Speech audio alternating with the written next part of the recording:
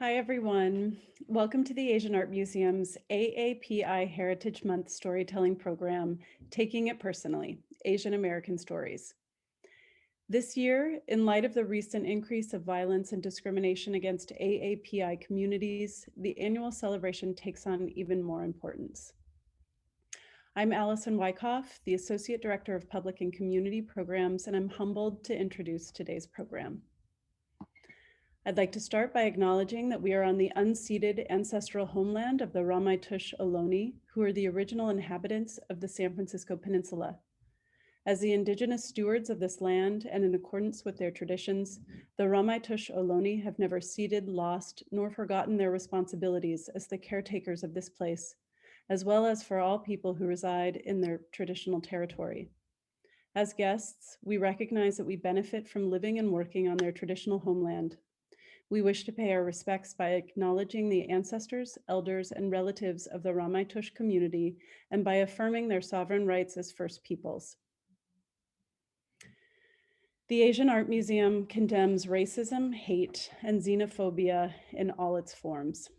We call for an end to anti-Black and anti-Asian violence and commit ourselves as partners and allies in fighting for social justice. We pledge to uplift the voices and experiences of marginalized communities and to confront prejudice and injustice through the power of art and education. There is still much more work to be done, and we will continue to make diversity, equity, access, and inclusion institutional priorities as we strive to make the museum truly a place for all. I know people are logging in from different places, and I'm curious where you are. Drop your location in the chat so we can see. I'm thrilled to welcome today's storytellers, all of whom are part of Asian American Storytellers in Unity, the organizing body who helped co-curate this incredible lineup. I'd like to give a special thanks to Linda Yamoto and Eleanor Clement Glass for their roles in producing the program. Before we start, if you have questions for today's performers, please click on the Q&A button in the lower right-hand side of your Zoom screen and type them there. The following performers are in order of appearance, and I'll put a link to their full bios in the chat when I'm done introducing. We're starting with local storytelling legends Robert Kikuchi Ngoho and Nancy Wong of Ethnotech. Robert has been a longstanding Bay Area cultural activist in the Asian American cultural scene. Besides his talent as a master storyteller, he's also a well-versed musician, songwriter, and composer. Nancy began her career as a dancer and choreographer and has since applied those skills to Ethnotech, where together she and Robert have created a unique style of storytelling that they perform around the world. Second in our lineup is Emile Guillermo, an award-winning journalist, commentator, and humorist who has taken his stories of Filipino American life to the stage in one-person plays at theater festivals around the country.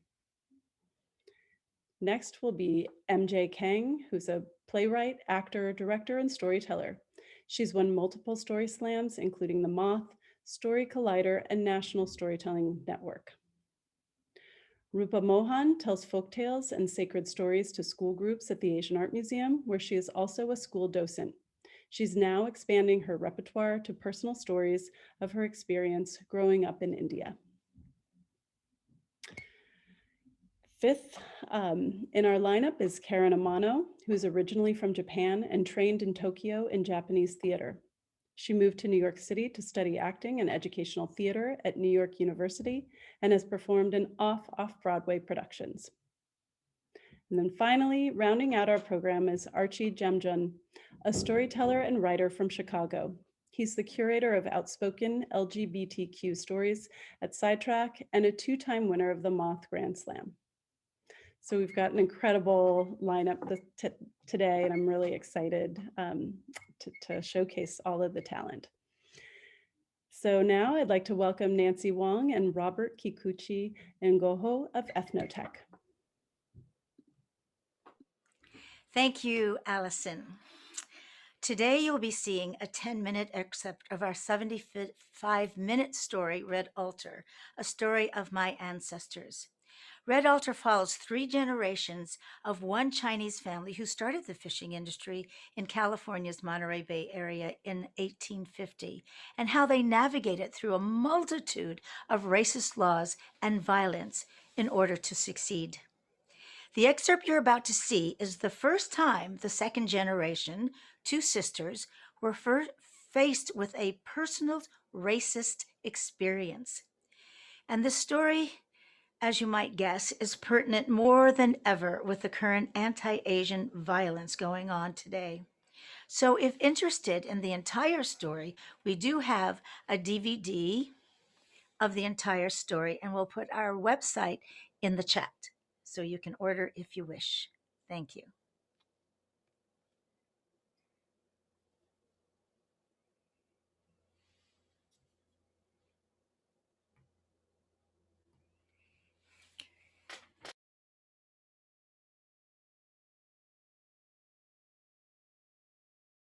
Suddenly, a gang of boys ran up from behind the girls, yanked the candy from their hands, and smashed on their fish baskets. Ha ha ha ha!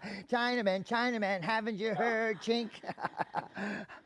New law in our city, no more shoulder pulls in our town. You know, my pa says that all of you should just go back to where you come from, back to China, chink. No, we were born here. The Chinese must go, the Chinese must go, chink, chink, chink, chink, chink, chink, chink. No, no, The no, no. Chinese must You go back the where Chinese you must came go. from. You Chink, go chink, back Chinese where must you go. came from. Ay, caramba, leave these girls alone. Get going. What's wrong with you? Oh, Rosita, don't worry. Oh, wait. There's plenty, Carmelo. Carmelo, plenty. Don't worry. Don't worry. There's always be Carmelo for you. No. Go home. Hurry, go home. And so the two sisters ran as fast as they could, away from the big city, tears streaming down their faces. They ran past their old family friends, Rosario and Tabuccio. For the red men had seen it all before. And now it was happening to their yellow brothers and sisters. It was getting worse. As soon as the two sisters got into their safety of their village, they prayed to Tuti and lit incense to the god of protection. And then they walked down to the seashore to calm down. And as Kwakmoy looked out over the blue waters toward the horizon, she saw the gathering of dark, gray clouds. A storm was brewing.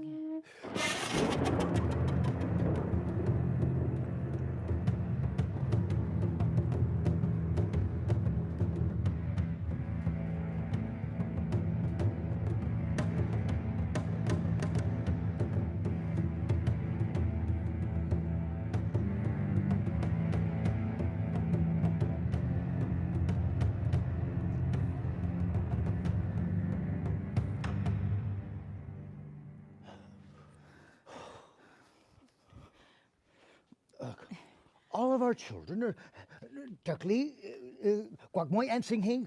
They don't need to know about this. Besides, there's nothing we can do about this. We have to do something, Kwakbo. Your first duty is to the family. Our children need to be strong, not worried with fear. You can't protect them. They're smart. They can read. And they don't have China like we do. Oh, still, don't worry. No. Listen, they are smart. They don't have but this one country that we're living in. This is their home. They just want to be Americans. They want to belong someplace. Yes. But look, there is no one lynching the Chinese in Monterey. There's no mobs attacking us in Monterey. Not yet. Come. Tuti, God of protection, please protect our children. Keep us all safe. 1848. Darwin proposed a theory that life perpetuates itself through a push and pull struggle. It would be twisted and thwarted by the politicians into a new phrase, survival of the fittest. Those that could adapt to changing conditions would survive. Those that did not chanced extinction. Capitalism would embrace survival of the fittest, and therefore giving further justification for the continued genocide against First Nations people. 1857. Congress declared that enslaved African Americans were not citizens, they were property. And so their owners could do whatever they wanted with them. 1865. The American Civil War was won by the North. Now angry about the African American slaves being freed, many Southerners left the South and headed west. Germans and Irish and English immigrants and their descendants from the South moved west, but brought with them their Southern attitudes about race. Despite the fact that the federal government had passed a law declaring that all peoples living in America were equal, Such as the anti-Ku Klux Klan law. and the Enforcement Act, Courts of the South and those west of the Mississippi flaunted their disregard for equality and for federal law. legislation did not change racist attitudes. In fact, racist attitudes wrote the laws, giving permission to many to blame the Chinese for their own personal problems. The Chinese must go! The Chinese must go! The Chinese must go! The Chinese must go! The Chinese must go! The Chinese must go! The Chinese must go! The Chinese must go! Thousands and thousands of Chinese were marched out, forced to walk hundreds of miles in the rain, the snow, the heat, the cold, walked hundreds of miles to a train or a barge to who knows where. The Chinese could carry only that which they could, that which was not stolen first. They were prodded and pushed by poles and pipes, guns and clubs, by thousands of white men on horses. Among them were the newspaper editors, the judges, and the sheriffs. Sometimes they would torture home, and as the Chinese tried to escape, they were shot, their bodies left to burn. Laughing vigilantes would cut off a dead man's queue, his long braid, and sometimes more, for a souvenir.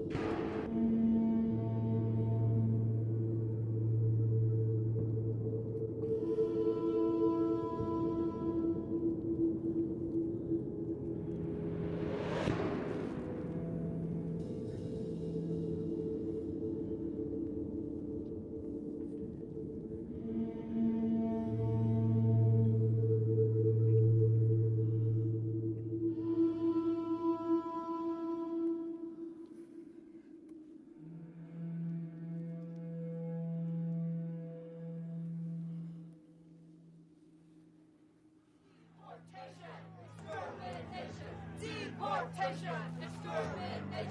Deportation! Extermination!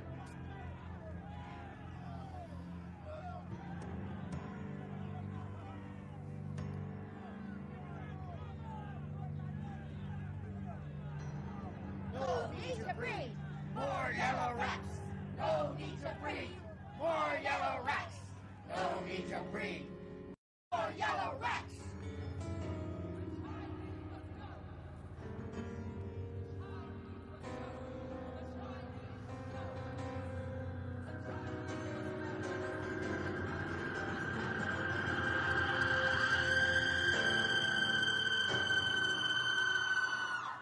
Baba, what is that screaming I hear every night? What? The screaming from 4 or 5 houses down. No need to know about that. I am not a child anymore. I'm 15 years old. It's Mrs. Lee. Mrs. Lee was dragged from the store in Sacramento, and Mr. Lee was pinned down by the mud. He tried to help, and she screamed and screamed. Now she screams all the time in the middle of the night. And Mr. Lee, he was shot in the leg. His leg is never the same now, and a better shot in the leg than to be lynched. So many lynchings happening now. Baba, I am not afraid. No, don't show fear to anyone. It'll only make you weak. Now, we've got lots of work to do.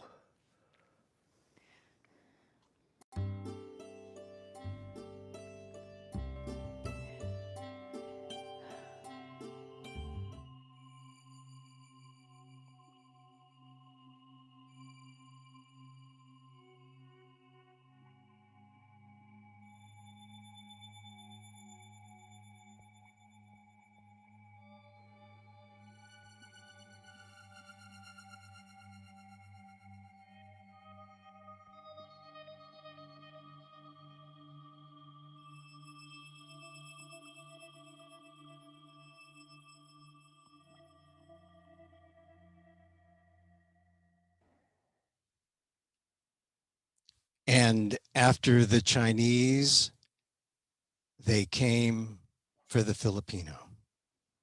Emile, please start your video. And after the Chinese, they came for the Filipino. My name is Emile Guillermo. Emile, not email, Guillermo. Gil like fish gill. Guillermo, more on that later. Amok is my middle name. It's one of the few Filipino words in the English dictionary. Though in general, the definition to be Filipino-American means to be royally screwed. Ask the Filipino veterans of World War II, promised citizenship and denied for over 50 years. I'm just a fount of bad history. Amok. Now, that means to be thrust into a murderous frenzy. I like that word, but don't worry, I just mean it metaphorically, which doesn't exactly mean I'm joking. There's always a double meaning. I'm just saying I'm not responsible if a joke kills. Besides, I'm a journalist, a professional observer, which means I see, I feel, I hear, then report back. It's like I'm doing the play-by-play of my American Filipino life. We're here courtside, and all the short Filipinos are on the court now. Unbelievable. I'm on Zoom. Sure, I'm a Filipino in a closet, but not a closet Filipino. A closet with Filipino gongs, which are not gongs really, but the eyes of all the Filipinos who ever came to America. I speak for them. They're my audience, my witnesses, my eyes. Truly, the first Filipinos to arrive carried those gongs and were brought to the US with purpose. They held not just gongs, but real spears. They were headhunters, entertainers, but headhunters.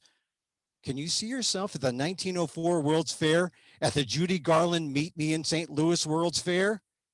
Only for the Filipinos, it was the Dog Meet Me in St. Louis World's Fair. 1,700 Filipinos were brought here to St. Louis to be put on display. Human zoos. Human zoos. To help the whites sell to America the imperialization of the Philippines. They made a big deal about people eating dog, but the Filipinos know you only have dog on special occasions. The celebration of your impending colonization is not one of them. But just like England, America figured it deserved its own colony. And just look at the Filipinos. They're just like us, or we're just like us. Or which us am I, Emile? It was 1904, pre-woke 1904. A year later, my father was born under the American flag in the far north of the Philippines. By 1928, he came to America, a colonized American Filipino, no green card necessary, an American Filipino colonized, emphasis on American or colonized. July 11th, it was my dad's lucky day. Here's how he told it. 7-Eleven, 1928, I rolled the dice, my lucky day. Dollar steamship cost $60, 30 days on the USS Franklin Pierce. My suit and I, my one good suit. I come to America. The US raped the Philippines and left us for dead, but I come to this country to seek my fortune. I want my democracy direct, intravenously. There were yellow cabs at the docks in San Francisco, and they took most of the Filipinos to the fields in Stockton where they could work for $1 a day. $1 a day? 10 cents an hour? My father would not go. I'm not going to go to Stockton. I stay in San Francisco. Here, I'm here to cook the vegetables, not to pick the vegetables. In Stockton, they have signs on doors. On doors, the doors, they say, no Filipinos allowed. They have lynchings of Filipinos, lynchings of Filipinos. In San Francisco, I just get lost in the fog. And if they see me, they just call me monkey. There was restaurant work, but it was the Depression. Few jobs, but they could dress up that one suit. And the white women loved the Filipinos. What's not to like? Well, there were few Filipino women. No purifications, no immaculatas, no conceptions, not many. Just Miss Jones, Miss Smith, miscegenation. Miscegenation. It means to mix. Anti-miscegenation laws kept Filipinos forever bachelors. The jealousies that developed between Filipino men and white men spurred anti-Filipino riots. Fermin Tabera was our Emmett Till, shot and killed for being with a white woman. Watsonville, 1930. The politics got nasty and xenophobic. The Tidings McDuffie Act changed their status back from colonized Americans to aliens. They were like Martians, just like that. No longer American nationals, now Filipino aliens, and asked to self-deport. My dad was like most Filipinos. They kept their heads down, stayed. Maybe they won't see us. And he endured the 20s, the 30s, the 40s, the 50s on the fringe. More Filipino women came after the war. And then I was born and life began for my father. I mean, it was like he had been living under a rock until he had a chance to be a dad and a grandpa all rolled into one and find his real treasure, his own American Filipino family. That means me. I'm kind of a miracle, you know. I by now, you know, I'm not nothing. I'm not something, but I'm not nothing. But I am a small piece of American media history. I was one of the first group of Asian Americans to be on TV, on the news, and not as a victim. I was on Channel 4, you know, when it was good, the Peacock, here in San Francisco. And I had my pre-Bruno Mars perm. Life was good. I was a TV reporter. And they would stop me on the streets, not just in Staramani, everywhere. They would stop me. They would say, oh, say, they would say, Filipino, an Asian. They say, oh, Emil, you are so much bigger than 19 inches, the average size of a TV back then. Oh, yeah, I am bigger than 19 inches. Before cell phones, before social media, there was just 3 channels. I was local TV famous. But then, just like that, last hired, first fired. I found myself out of a job. I'm in my living room. It was Christmas week, 1988. The mortgage is due. My wife is about to have a baby. I'm sending out resumes everywhere looking for work. I'm sitting under a Christmas tree, the coffee table next to the tree in the living room, typing resume letters furiously. And then I get a call. It was the vice president of news at NPR, Adam Clayton Powell III. So nice, they named him thrice. He'd seen my coverage of the Marcos dictatorship on the news. He said, hey, you should be an NPR host. I can be a host? Not a parasite? Not to brag, but no one else wants to talk about it. I became host of All Things Considered. Yeah, the flagship show. The first Asian American to host NPR's flagship shows. The first Asian American male to host a national news program. The first Asian American, that would be Connie Chung, who hosted the CBS Evening News. And I guess that makes me the male Connie Chung. It was my Jackie Robinson moment, albeit in radio, where all I had to do was just sound white. Hey, I didn't have white privilege. I had white voice privilege, which only takes you so far. So I was the first Filipino. I got witnesses. I did some good things at NPR, but it wasn't easy. There was always this sense that you didn't belong, even if they did have your picture hanging in the lobby. Still, I had a responsibility to sneak in some Filipino stories, like the story of Manuel Fragante, who sued the city of Honolulu to fight accent discrimination. It went all the way to the Supreme Court. NPR didn't want me to do that story until the New York Times did. But I knew something was wrong when I showed up for the 20th anniversary of NPR, a big celebration. I thought they'd want to make a bigger deal of the diversity of their host. Talk about diversity. I was the only minority host at the time. No one wanted to celebrate my new lack of invisibility. Indeed, my invisibility was honored. I never felt more invisible than I did at that party. I should have known. When I went to Union Station, all dressed up in my tux, and some thought I was there to work the event as a waiter. I was in NPR for 2 years. My final story was an essay about my name. You'll notice I say my name Guillermo. The double L is L-Y, Guillermo, not Guillermo. That's Spanish colonial. I spit on the colonizers. The Filipinos say Guillermo. Gills, fish gotta breathe. So I said Guillermo, and they said Guillermo, and we called the whole thing off. 30 years ago this year, I look back. Actually, the best journalism I done was in the ethnic media, but it was at NPR. I talked to the most people. I was one of the first to push open that door in the media that says, no Filipinos allowed. 30 years ago, a small act of history. But that's all right. I have you on Zoom, and we have the witnesses. They know I was there.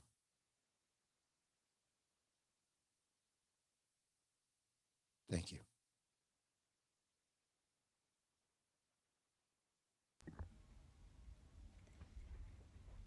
Hi, everyone. Good evening. I'm MJ Kang.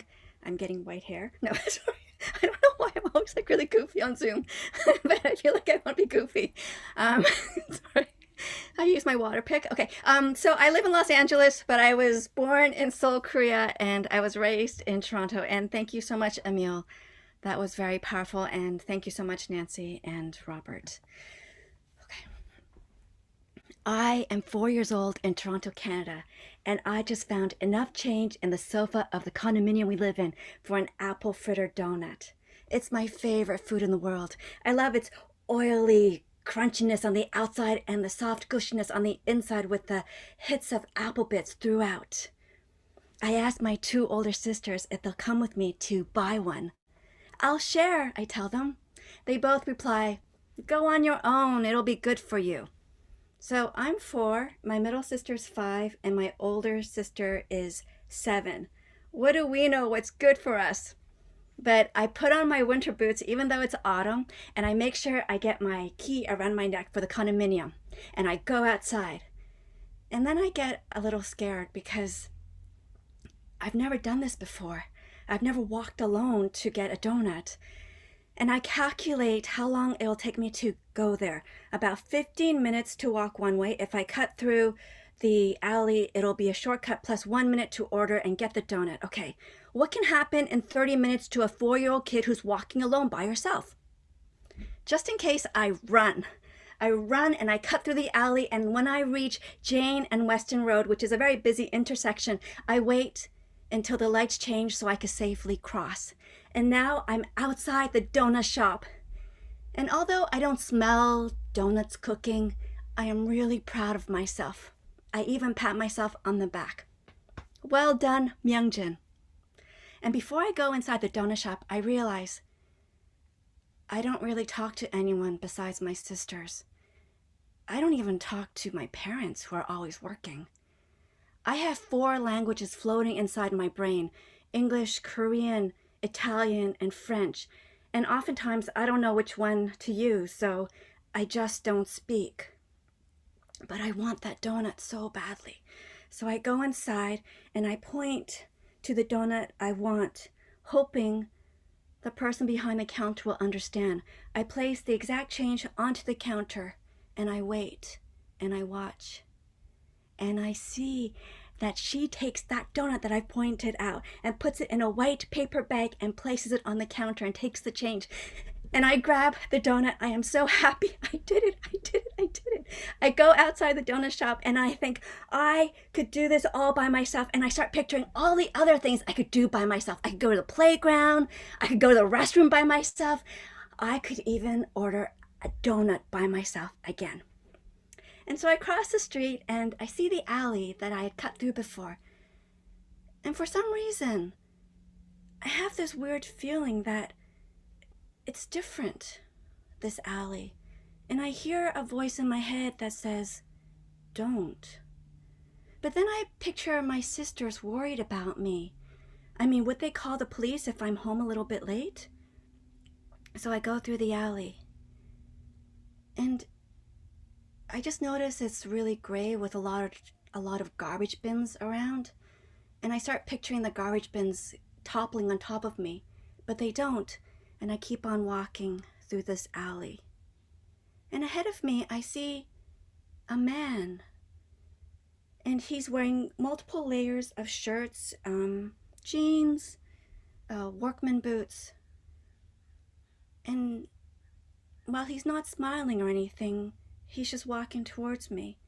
And I look back wondering if I should go the other way.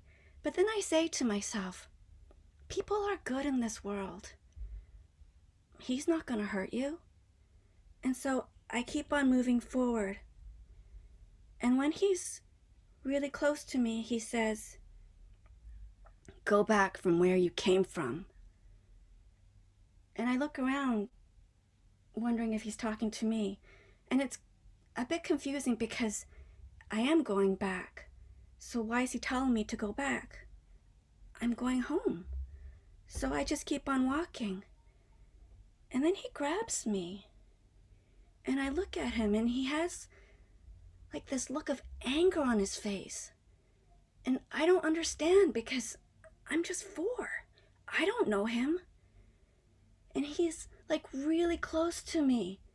And he says once again, go back to where you came from. I mean, his spit smells. And I smell the funk of the garbage. And all I want to do is go back home. And I don't know what to do, so I kind of start walking and he's still holding on to me. And so I mutter, I'm going back. And he looks at me confused. And I realize he's not really going to let me go until I do something. And so I stomp on his foot, and I just hurt my foot. I stomp on his foot, and I kick his shin, and I start running. And I hear him run after me, and I don't turn back. I just keep on running. And when I'm outside the condominium, I'm just like waiting, and I get my key around my neck, and I try several times to let myself in, and I finally let myself in, and I go upstairs to the 4th floor of our condominium, and I let myself in, and I'm standing outside, like I'm standing inside just by the door, and I'm breathing and crying, and my sisters are looking at me, and I'm like breathing that kind of like, you know, where you can't breathe and you're crying, and finally when I calm down, I tell them what happened. And my oldest sister, she tells me, next time, kick him harder. And I'm just thinking, I hope there won't be a next time. And so we watched television that night, and we split the apple fritter donut. It had broken off into almost 3 even pieces. And when we get changed for bed, my oldest sister gathers my middle sister and me, and she tells us a bedtime story. Once upon a time, there was a 4-year-old girl, and her name was Mighty Myungjin. And she was walking home through an alley, and she heard another 4-year-old girl screaming, and she was being held by someone, and Mighty Myungjin kicked and punched him, and that person ran away. And as a reward, That 4-year-old girl gave Mighty Myungjin a dozen donuts, which she shared with her 2 older sisters. Thank you.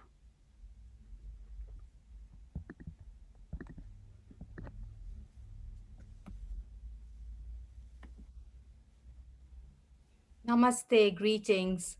I'm Rupa Mohan, and I can't believe I've lived in this country for almost 4 decades. I am Asian American, Indian American.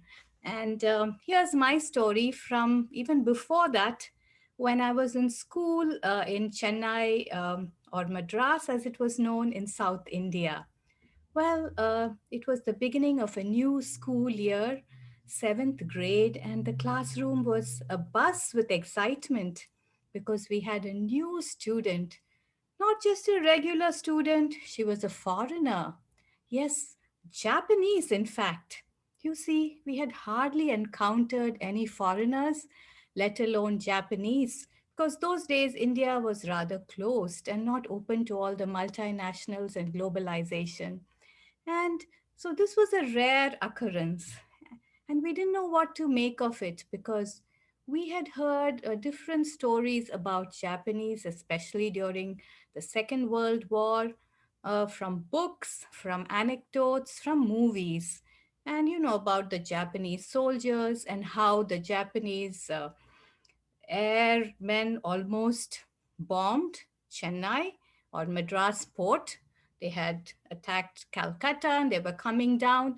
Thankfully, the war ended, and all our ancestors or grandparents who had fled to the interior managed to come back and live peacefully after that.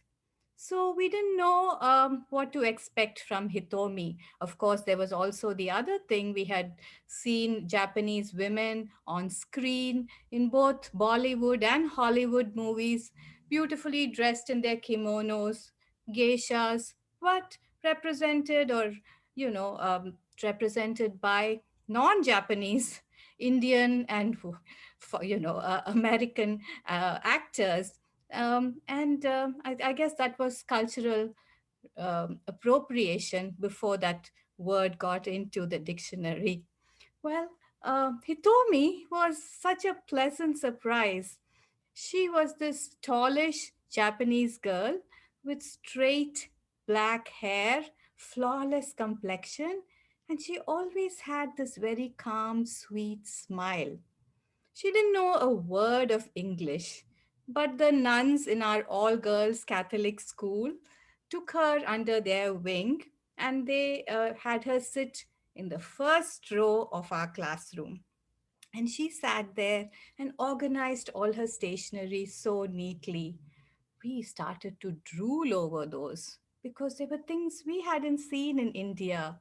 Beautiful, scented, uh, animal shaped erasers, pencils that were painted in pastel colors, pens, and then felt pens, which were pretty new to us. And they all were encased in a very nice, soft vinyl case. See, we at that time kind of believed in be Indian, buy Indian. So we didn't have access to such things. We kind of had to settle for our industrial, very practical stationery and boxes. So Hitomi stuff really was enchanting. She had a dictionary by her side, but rarely used it. During break, she would pick up her Japanese book and read from top to bottom, which was something new and different for us as well. And Hitomi was very, very good at math. She would problem solve way ahead of us. And she also whipped us in table tennis or ping pong, as they call it here. But she did it with a calm smile. No aggression was seen in Hitomi. Hitomi needed a lunch companion. See, most of us older girls did not go to the lunchroom. We preferred to sit outside under the trees, enjoying our freedom, not worrying about the heat wave that would hit us, nor the occasional bird droppings. But when Hitomi wanted a companion, I volunteered to go to the lunchroom with her. So we proceeded to this large room at the back of the school, and many young kids were there making a racket, chatting, and being noisy with all their utensils.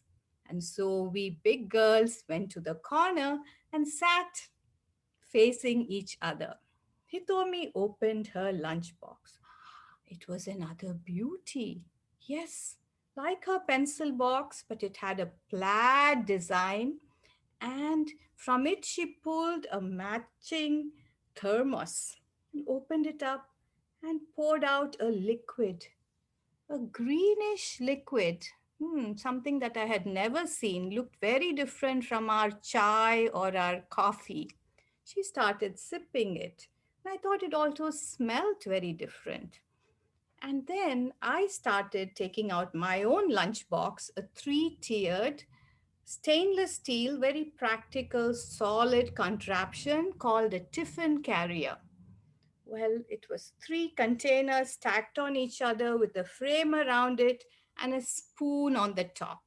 I opened it out, I put them all in front of me and started digging into the rice and lentils and vegetables my mother had packed for me in the morning. Hitomi, meanwhile, took another little case out and she had these rolls. Yes, they were rolls, uh, white rice that I could recognize, and rolled in something green, and it smelled of the ocean. And she gently picked it up with chopsticks, dipped it in a sauce, and started eating. Well, we tried not to be curious about each other's lunches. We didn't really want to share. We thought there was a big cultural divide, I suppose. And Hitomi did not bring her dictionary to the lunchroom. So we sat and ate silently, nodding to each other. And soon the days went by, the weeks, and the months. And I actually wanted to ask Hitomi so many questions. I wanted to know about her life in Japan, her friends, her school, her family, but I thought it could wait until she became a little proficient in English. Sadly, that never happened because soon her father was transferred back to Japan and we were invited to her going away party. So I remember it was a November afternoon. The monsoons were coming in and it was raining, but a few of us braved the weather and we went to her home. It was a beautiful, sprawling mansion in a very posh section of town. And Hitomi and her mother received us. We took off our footwear and left them outside, and we went inside. There was a lavish spread of all kinds of snacks. Nothing Japanese, if I recall, but delicious treats, imported chocolates, Coca Cola, which was such a rare treat for us, and lots of pastries and chips and such. And we were eating and enjoying ourselves, being very chatty, while Hitomi and her mother went around smiling and very graciously nodding to us. And when it was time to leave, when it was time for us to leave, they had a special surprise for us. Yes, they brought out Hitomi's favorite possessions and started giving them away as souvenirs for us. And it was a kind of an auction. And one by one, Hitomi held up each item: her tennis shoes, her roller skates, her pens, her pencils, the pencil case, and the lunchbox. I was rather shy and I guess reluctant and missed out on claiming any of those things. And finally, there was one box left. It looked like a board game. And Hitomi extended that to me, and I took it. We said goodbye to her with heavy hearts, knowing that we'll probably never see her or hear from her again. And I went home, and my little sisters came running. They wanted to see what it was. And we opened the game. And guess what? It was all in Japanese. We could not understand a word of it, nor could we figure out how to play it. It sat in my mother's house for many years, reminding me of Hitomi. And I wish I could locate Hitomi now. I would love to sit with her and enjoy some green tea and sushi. Now I know what they are, and I really like them. And we would probably also reminisce about the early Hello Kitties that adorned her boxes and about her wonderful yet short stint at our school. Namaste, arigato, thank you.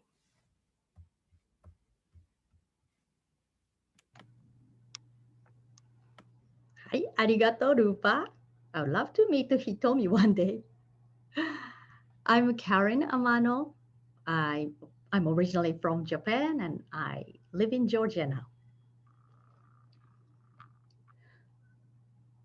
Mama, please don't put onigiri in my lunchbox, said my 8-year-old daughter, Naomi. Onigiri is a rice ball, which is salted rice with dried fish flakes or pickled plums inside, wrapped in seaweed, like this onigiri. What, Naomi? In Japan, everyone eats onigiri every day. It's such a typical Japanese lunchbox item. I know, Mama, but I'm worried that my classmates will make fun of me if I bring it. Can you put a piece of bread with butter? Because I don't like peanut butter and jelly. They're too sweet. Naomi became insecure when she became a third grader. We're in a small town in Missouri where teenagers would mock us in the street. Hey, look at the Asians.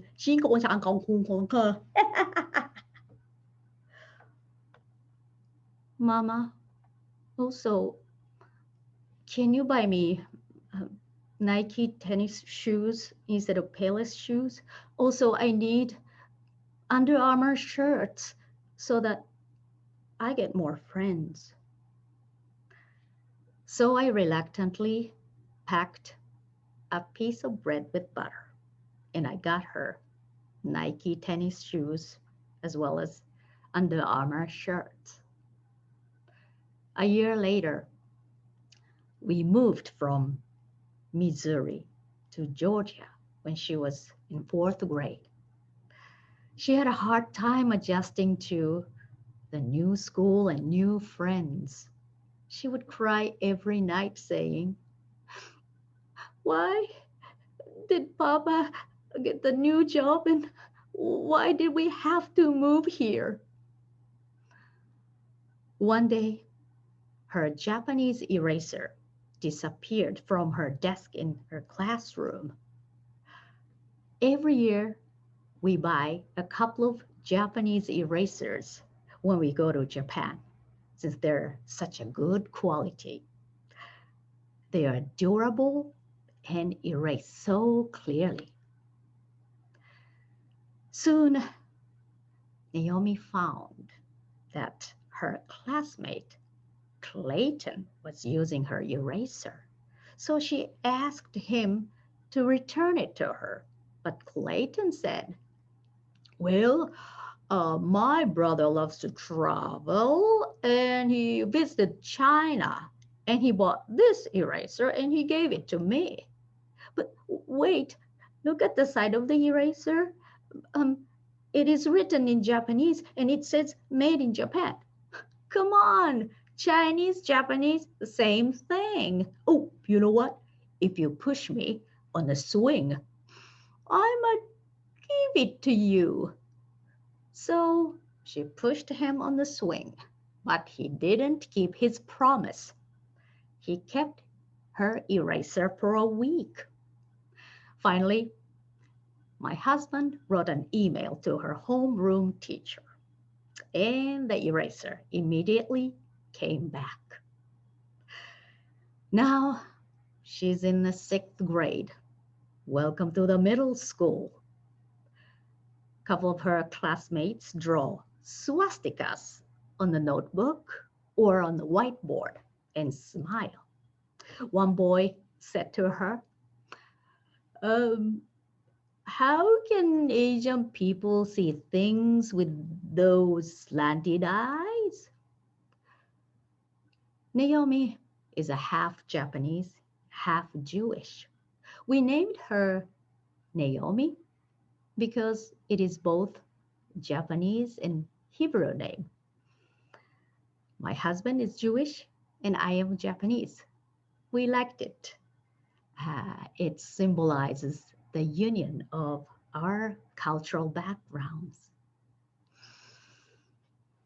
And there was one boy named Wayne. He said to her, you know, gay meaning sinning. Everyone should be Christian by the end of the world. You're not Christian, you will burn in hell. Even though her teacher gave them assignments to make Nazi propaganda posters against the Jews. And the same teacher, when she was talking about France, she mentioned, well, Paris lost its charm because lots of immigrants came from the Middle East. Also here in America, immigrants steal American people's jobs. Then the students yelled, immigrants are rude. We had to take action. We wrote a letter to the principal asking that the teacher will stop giving the assignments to the students to make Nazi propaganda posters. And they agreed to stop it. And Naomi stood up. She said to the boys who draw swastikas, do you know how many Jewish people were killed by the Nazis, including my ancestors? She said to the boy who made fun of Asian people's eyes, listen, I can see things clearly, okay? And the boy nervously said, well, it's not me. Well, a YouTuber was saying that. And she said to me, Mama, please put onigiri in my lunchbox. I don't care what other classmates will think. I love onigiri. So I put onigiri in her lunchbox and she brought it to school next day. When I picked her up at school, I asked her, so how was your classmates' reaction, especially those boys? And she said, well, Wayne, talk to me. And he said, hey, is it a sushi? I'm addicted to seaweed. I have a seaweed farm in my backyard. Oh, really? I thought we're living in a mountain area. But anyway, this is not sushi. It's called onigiri, rice ball. Oh, okay. Do you live in Japan? No, I live here. I cannot commute by taking a 17-hour flight every day. All right. Hey, can you ask your mom to make an extra rice bowl for me? Sure. So I made two onigiri the next day. Naomi said he liked it.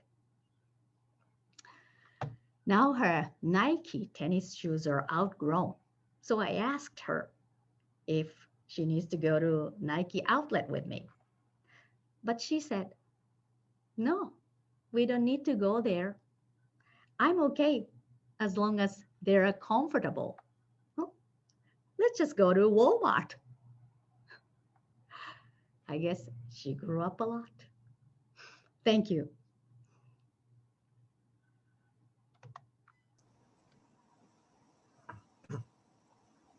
Hi everyone, I'm Archie. I'm in Chicago right now.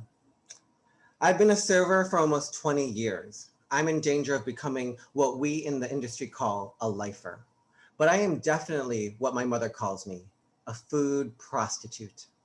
And in a sense, that's true. When you're a server, you're constantly thinking, am I too old for this? And I think only sex workers and athletes ponder that as much.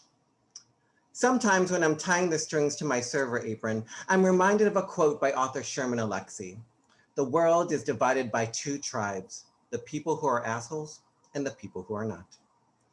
Most people I meet are absolutely lovely, but over my years of serving, I've had to learn how to navigate a room full of assholes. I smile and laugh a lot, often with the sincerity of blinking. I try to look assertive, but also like a sensitive soul who will cry if you are mean to me. In my server book, I keep a picture of an adorable puppy that asks, wanna have a threesome? And I stare at it for comic relief when people go on and on about their skinny margaritas and their paleo diets. But every job has those moments. Every job requires you to deal with assholes. I am accustomed to coddling the hangry and being patient with people who think menus are just a blueprint for their own creativity. I understand that some people don't realize the infuriating irony of going to a restaurant, turning to your server and saying, I already ate. But sometimes people still surprise me. It was a lunch rush, summer 2016. I approached the two-top and one of them looked up. You know, you are very tall for a Chinese person. She was a redheaded woman from a place with few to no Asian people. Oh, like I'm not even Chinese, but thank you. Yes, but admit it. You are tall for a Chinese person. I love this story because she's so wrong, but she's just a little bit right. At 5'8", I actually am 2 inches taller than the average Chinese man. I Googled this. And I do tower over my family. However, my parents are from Thailand, which is not the same as China, which is not the same as Asia. Facts that would have blown this woman's mind. But I know she didn't mean any harm. And since I don't always have the time to be the center for the understandment of Asian peoples, I laughed and went forward with describing the soup of the day. It isn't always so simple. Dinner, spring 2017. There is cheese on my burger and I am lactose intolerant. He was a silver coyote in a business suit at a round table with 5 others.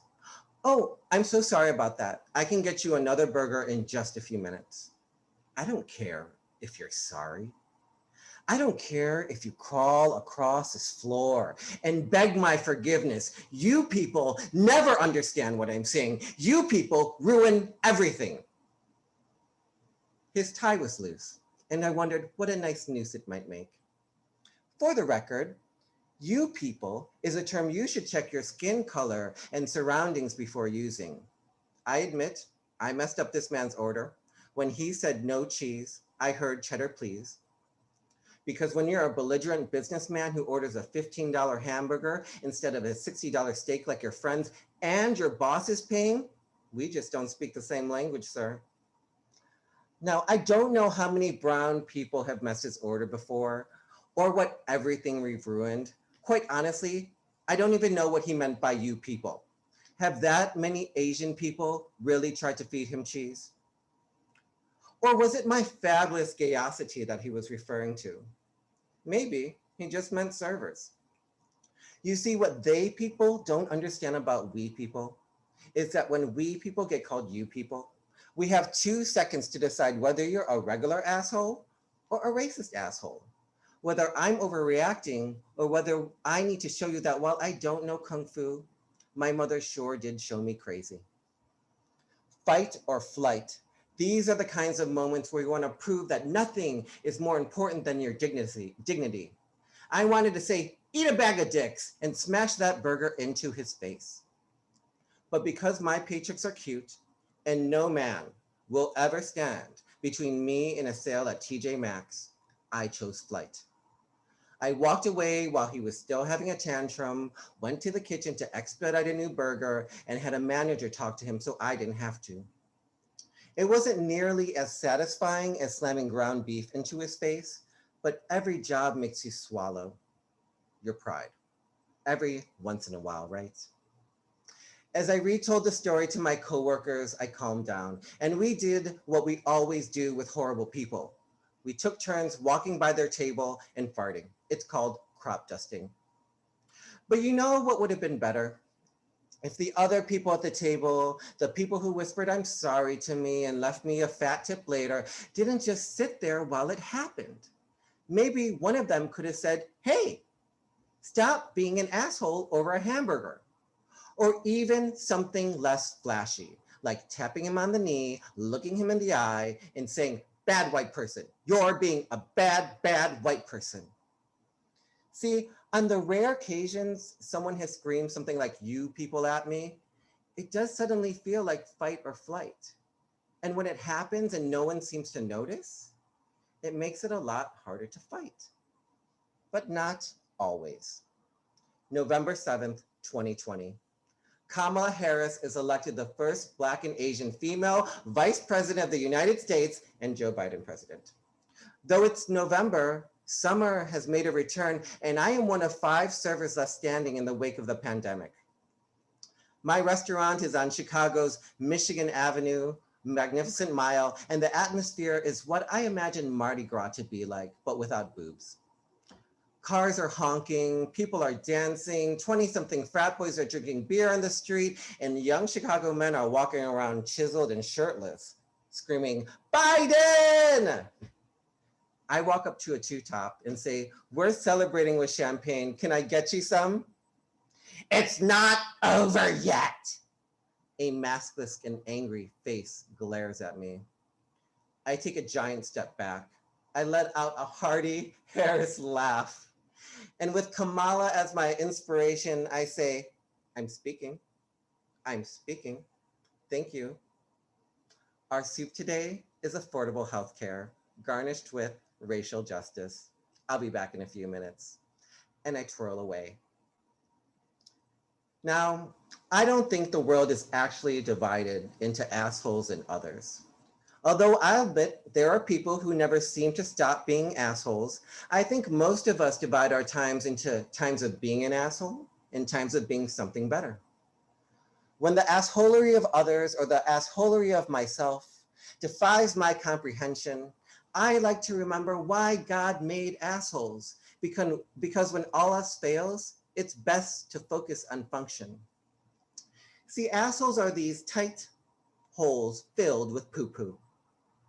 But though they are capable of much more, they only really need to do 2 things: relax and let shit go. Thank you so much, everyone.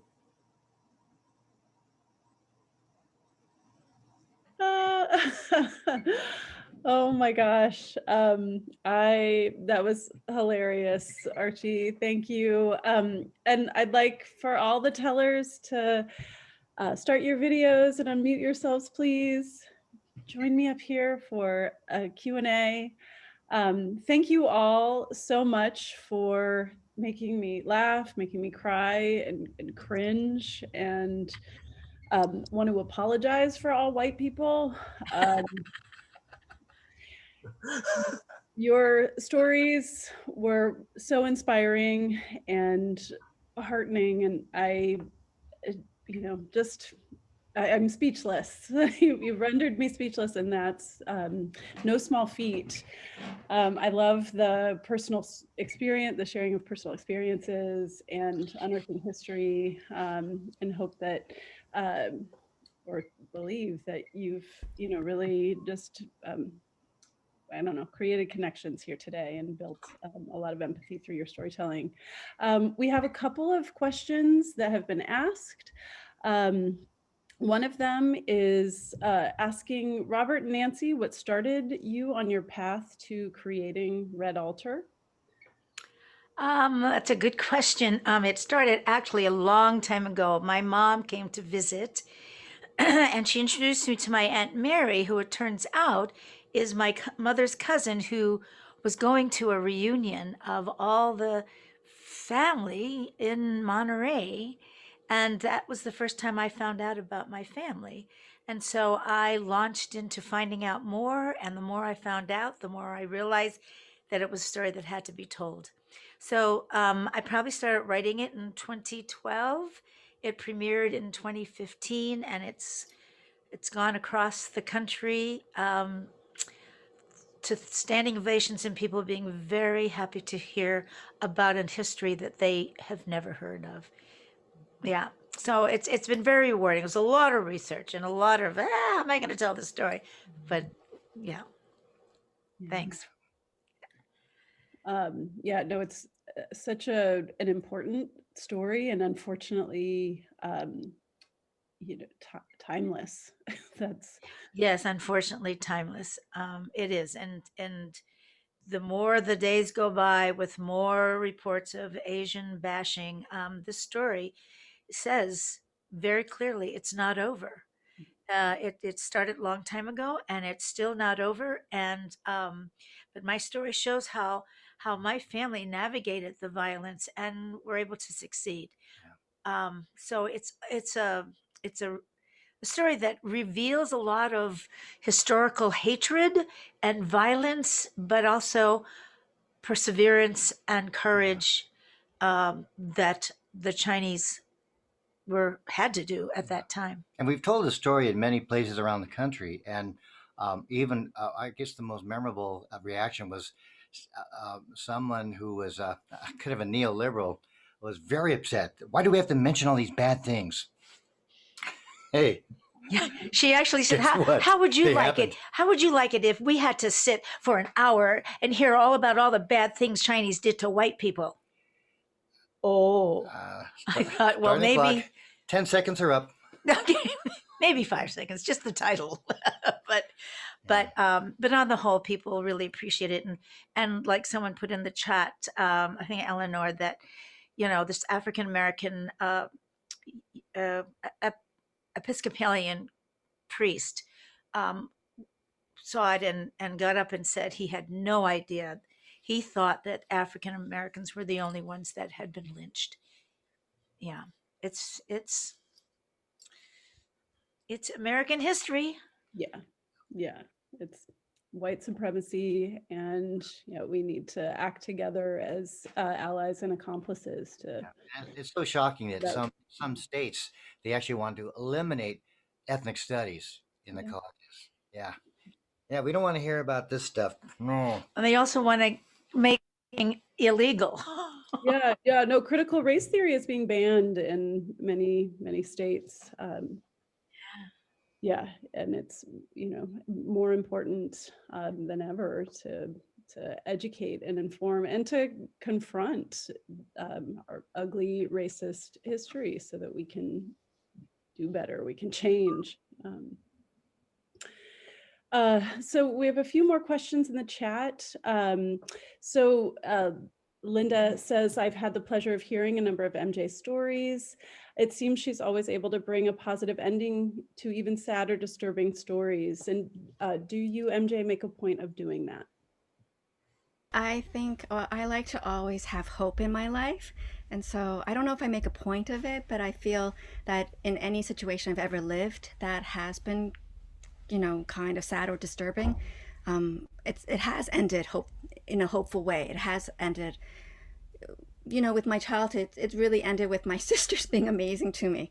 And I think it's important to also tell that part of it too, that, or teachers being amazing to me. I mean, people, there have been people who have been incredibly kind, generous, supportive throughout my life in terrible situations. I mean, obviously not every time, but most times. So I'm just trying to tell the truth. So Archie, how did you get started storytelling, and have you always been so funny?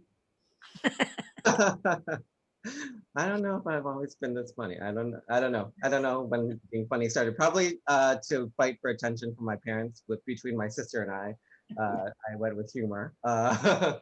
But I started storytelling. Actually, out of college, I joined a gay writing group, and it was mostly, we would work on stories on paper, and then once a year we would read our stories, and that kind of brought me to storytelling um, onto a stage. And then I went to do a random NPR event that was like an open mic, and there were only two people in the audience, but one of them happened to be the host of the Moth, so he was like, "You should go do the Moth," and I thought it was a very grand invitation. I didn't know.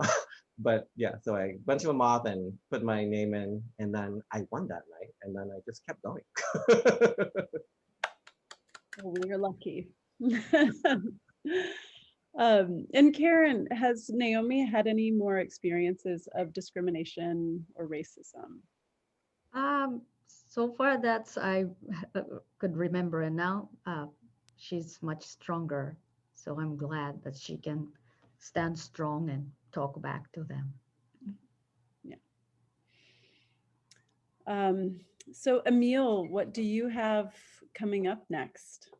I actually am doing something at the Marsh on the 24th Monday, which I'm going to do a story about the murder of my cousin Stefan. It's a comedy. No, it's always mixed. You know, it's always serious, and you have. It was 7 years ago. He was killed in the South of Market by a gunman when he walked into an apartment, and it made the news, and we protested. And I just want to talk about 7 years after. So I'm going to talk about that. I'll probably do a little bit of some stories that I've done. So it's at the March at 7 o'clock on Monday, and then on the 31st, I'm going to do something about at the Marsh also about meditation and how meditation has helped me find more stories about Asian America. Because I think if it weren't for meditation, I don't think I could have endured some of the I don't know, pain or some of the memories of the trauma that we all exist historically from our parents. I mean, my father I'm a direct descendant of my father who experienced this colonization when he came in 1928. And for the longest time, I just thought the reason why he didn't have a family was because he was just an awkward, unsocial guy. I didn't realize it was, a matter of discrimination. And it wasn't until I learned the history, which most of us don't know, that it dawned on me that, oh, there's a reason why, my life is the way it is. And it really isn't my doing so much as it is trying to outlive and outpace history. That's interesting that meditation has deepened your storytelling practice. Yeah, well, the object of meditation is attention and happiness, and to be happy with the circumstances and then to rise above. How do we deal with this? And, people can visit my amok.com website and find out more about what I'm doing in terms of that. I also do a daily show where I meditate about the news because I am still primarily a journalist, and there's a lot of things happening right now, not just during Asian American, actually Asian American, Native Hawaiian, Pacific Islander Heritage Month, ANIPIHM. You got to include the Native Hawaiians too, because Biden has expanded the definition. But I try to talk about what's going on for our community on a daily basis on my website. So amok.com. It's really great to be here. Thank you. And Rupa, how do you remember so many wonderful details about your childhood? Yeah, thankfully, I seem to have a good memory for what happened way back, not necessarily recently. And yeah, I've got into a writing group from, with my museum friends, and it's really made me think and write stories about, from my childhood. And it's been very cathartic and wonderful to revisit. And when I share them with my friends, it gives them a lot of joy, and there's this collective storytelling that is happening in our groups. That's great. Uh, what about everyone else? What do you all have coming up next? Nancy? Oh my God, we have our 40th anniversary concert coming up. And how do you put 40 years in an hour and 15 minutes? The show's called If We Only Knew. And if we only knew how it was going to Betrothed, be. yeah. Betrothed, betrayed, bewildered, and blessed. So it's the 40 years, the behind the scenes stories that created what we do. Yeah. And so that's going to be in June 12th and 13th in the United States of Asian America Festival. It'll be online. And then also, we're going to do a little preview on this coming Thursday, our usual monthly storytelling with Ethnotech. Great. 5 o'clock online Thursday. Usually with our streaming, we do a story. Sometimes we do a story, and then we ask the audience to engage in an inquiry about what the story means to them or experiences they've had that reflect off of the folktale or the myth. Oh, that's great. Sorry, I can't do two things at once. I just saw a comment come in through the chat. Storytopia. Someone should mention Storytopia. Well, for the last year during the pandemic, we've gathered many Asian American storytellers, many who we have here in the circle here, and several more. And we've created our gathering was to support each other emotionally and give ideas about business and also aesthetically and artistically. But in that process, we decided to create a project. It's called Asian American Storytopia. And it basically is to promote the celebration of Asian culture, Asian American culture, folk tales and storytelling, of course, but also personal stories and some activities as well. And the idea is to get our stories out there in America, whether it be through schools and libraries, maybe have it free to the public. They're short 15 to 18-minute episodes. We're going to be doing a big launch that will be happening sometime very soon. But we put this together for the purpose that racism starts at a very young age, and so this program is for K through 5, and hoping that when they see these are American faces, and we actually bring them our culture through fun and stories and activities, that it'll bend whatever they're learning at home to a more positive view of who we are as Americans. Yeah. Do you have a website that we have a Facebook page? Okay, so yeah, it's called Asian American Storytopia. Okay, and you can see the first 2 episodes on there as a teaser. There should be 10 to 12, maybe more episodes that we'll be making available. Wonderful. Anybody else have upcoming performances or projects that you'd like to share?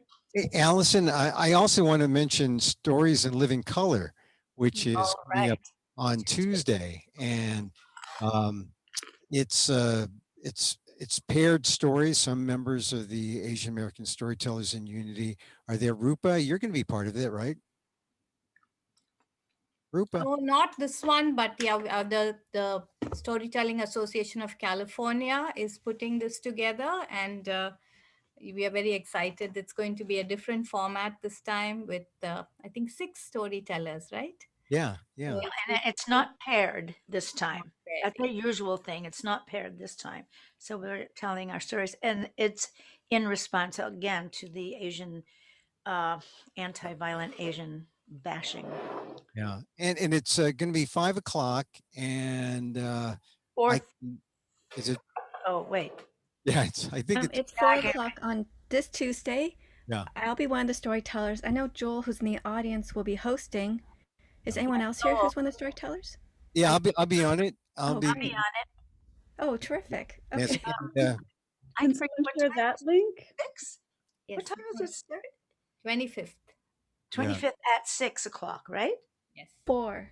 No? Is it 6? Did I get the right time? We need to put the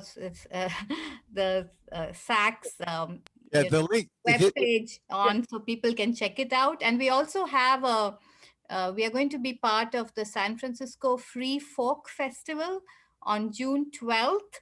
And the SAC again is putting together a whole bunch of story panels and a showcase of what we've been doing in the afternoon starting from 12 noon. So that'll be interesting and it's free. And I'll put the web page, the website on the chat so people can go and scope out all these things. and this the stories in living color thing on the 25th. I'm actually telling a story about how I got arrested, and that also is a comedy. It is 6 o'clock. 6 o'clock. Okay. And one final question, Archie, where can we hear you again? I have some live things in Chicago coming, so I don't know. Actually, I am part of a Stories in Drag thing that is in California, and that is June 19th. And it's 6 feet under production. And so drag queens I'll be in drag, telling a story. Emil is also going to be part of Outspoken, which is June 1st. You can check that out on Facebook. If you search Outspoken, that'll be a Zoom from We're Chicago. doing a tandem surfing thing, Archie. Yeah. I also want to say that I don't have the link, but if you Google Kathy Richardson, who used to be part of Jefferson Starship, if you Google her on YouTube, if you search her, she has a show called Voicebox, and I was in the most recent one, and I do a story about what it's like dating while being gay and Asian. So that could be fun. Kathy Richardson. Okay, Voicebox. Great. Well, thank you all so much. It has been such an honor and a pleasure to work with you and to hear your stories. And I can't wait to hear more. Thank you. And thank you everyone for coming today. Yeah, thanks, Linda. Thank you. for having us. It has been such a pleasure. Yeah. Thank you, Linda, and to Anne. Yes, Absolutely. thank you, Thank Linda, you, for all Linda. of that. And Eleanor. Yeah, and Eleanor and the team for, having us all together here. Michael for the techno help. Thank Yeah. you. Yay, Michael. Thank you.